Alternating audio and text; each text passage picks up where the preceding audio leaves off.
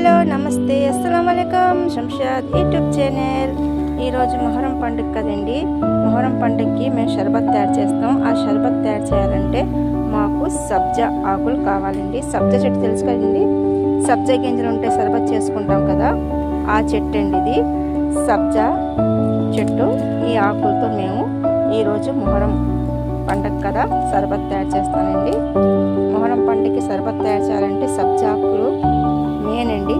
అందుకే ఇప్పుడు ఈ సబ్జా ఆకులు ఒక్కొక్కటిగా తెంపుకొని వీటితో మనం షర్బత్ తయారు చేసుకుందాం. ఇదిగోండి ఆకులు తెంపుకున్నాం కదా, ఈ ఆకుల్ని మనం బాగా వాటర్లో బాగా కడిగి ఒక ప్లేట్లో తీసుకుందాం.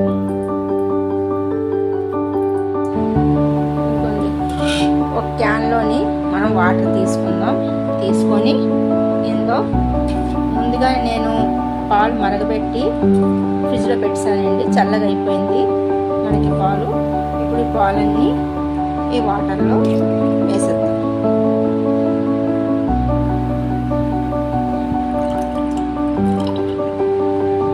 వేసి అలాగే పంచదార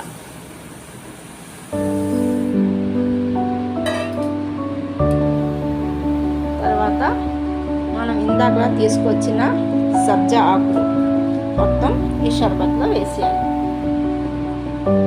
వేసి ఒక్కసారి పంచదార మొత్తం కరిగిపోయేంత వరకు బాగా కలుపుకోవాలి.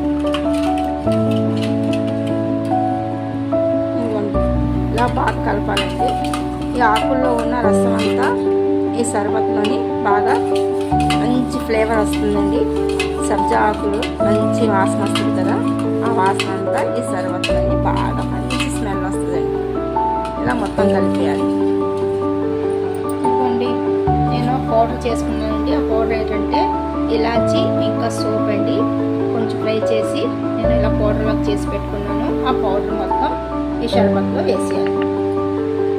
వేయడం వల్ల ఏంటంటే మనకి మంచి వాసన వస్తుంది కాబట్టి ఈ షర్బత్లో వేసి